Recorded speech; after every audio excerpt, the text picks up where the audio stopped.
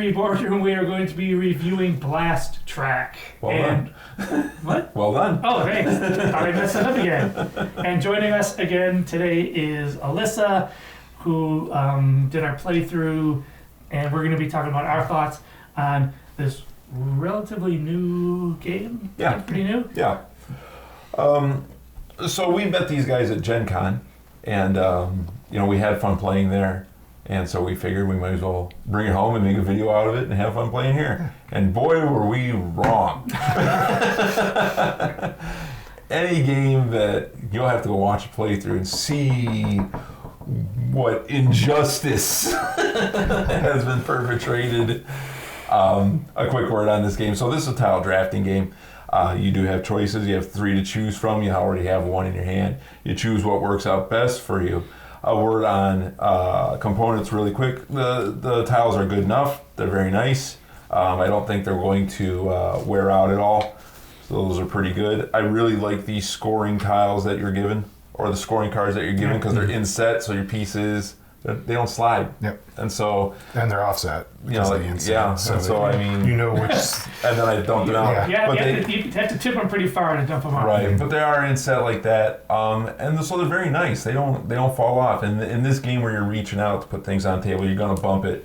And so it's not that big a deal. It's a nice... It's nicely done. It's nice that someone had the forethought to do it. It's well done indeed. There's also, this game comes with its own little baggie for all your pieces, and I do like games that supply their own bags.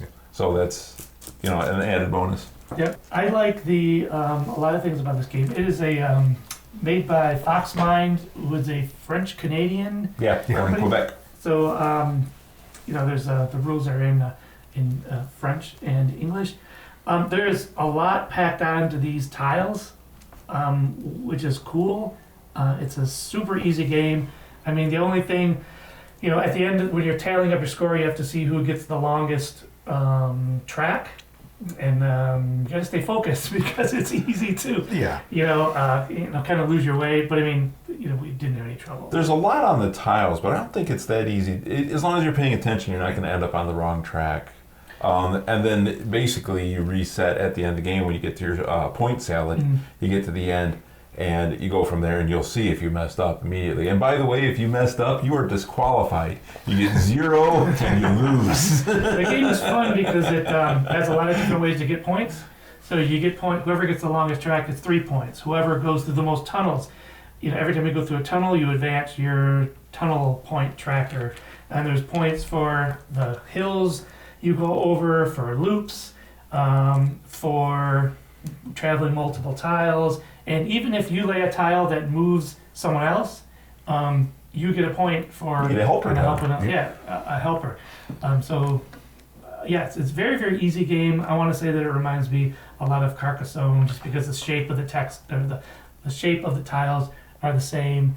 And it's super, super easy and fun and fast. It reminded me a lot of Suro to begin with. Yeah. But then you had the added benefit of the special tiles, like the hills, the loops, and stuff like that. And then the tunnels, which are more like portals than they are tunnels, because even in our playthrough at Gen Con, I misplaced one of my end tunnels, or outgoing tunnels, and broke the game. Yeah. So you do have to be careful and pay attention to which are legal moves and which are not. There's rules that govern, that, so. But if you miss one and then you're down the line and you end up running into somebody, then you've broken the game to some degree. So, thoughts, Alyssa? I don't know. What was your favorite part of the game? I like that, you can, get special, cards, how there's the loops and then the speed ups.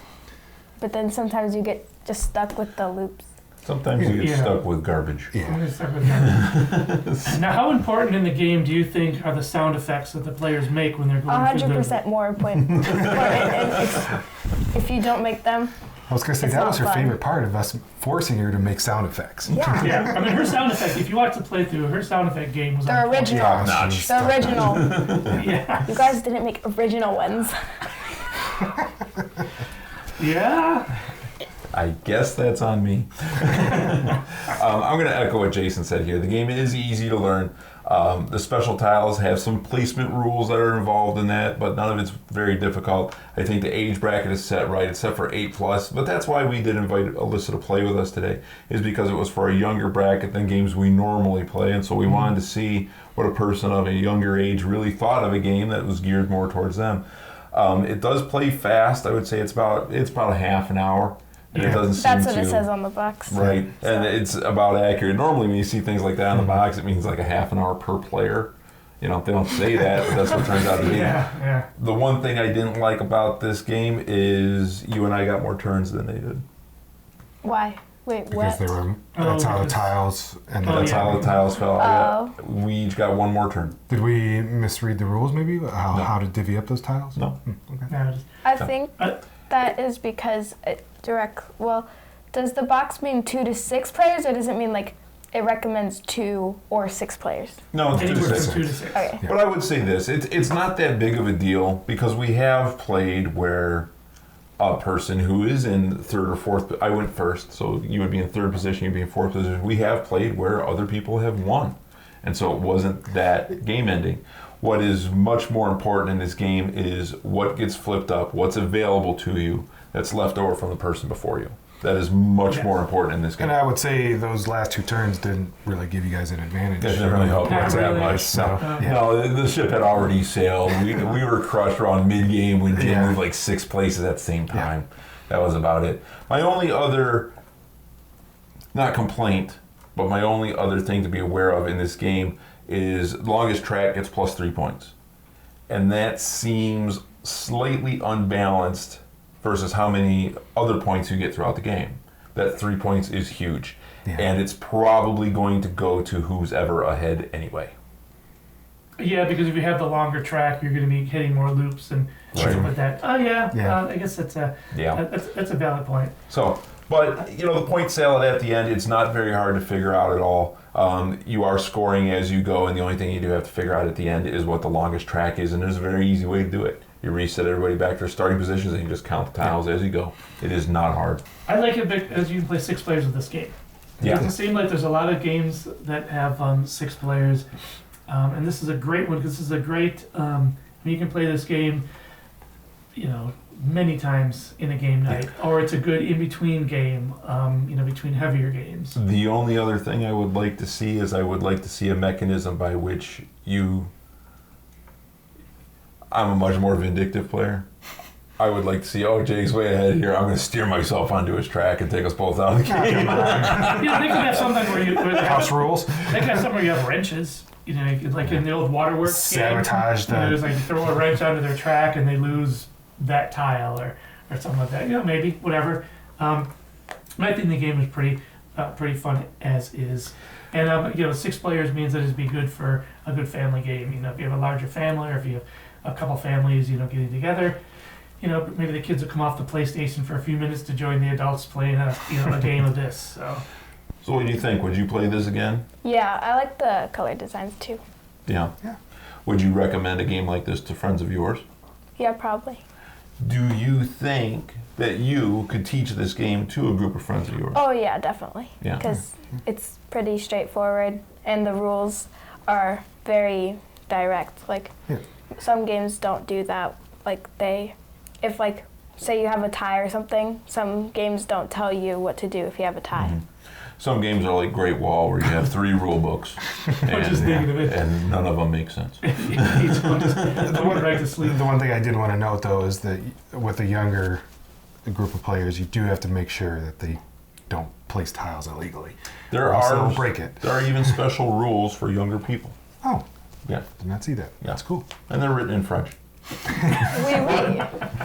Well, I do think that Foxmine kind of had at their booth, which was kind of out in the middle of nowhere at Gen Con. They're a little bit off to the side, yeah. But they had a lot of, for younger based players games, which I thought were nice. And, sometimes you can kind of brush that off as an adult, but this one caught our eye, and I thought it's got enough to it. It's not too complex, and I thought it was fun. I'm glad we stopped at the booth, because I always say I will play anything. Yeah. I really will. I will try any board game. And Except for Monopoly. Yeah. Don't get me started on Monopoly. I feel like it's enjoyable for like most age groups. Like, Yeah, it's a good blend, I think. Yeah. Yeah, adults and it's a good Yeah. family game, I would think. I don't know if Nana would play this one. No. it's too many pieces for Nana. Nana will maybe like reach like that far. Yeah, and then she complain about her arm hurting. She'd be like, And then she needs the rake.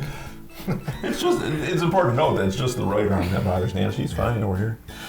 Anyway, I like this game. I'm not sure what the price point is, but I would recommend it for a family game. Yeah. It's good for families. It's good for kids. I would say it's a nice entry level game. It's certainly a nice entry level into a tile drafting system. Yeah. Yeah. That's last track. If you've played this game, leave us a like or a comment. If you like puppies, subscribe to our channel. Otherwise, that's a great reason. thanks. We'll see you next time.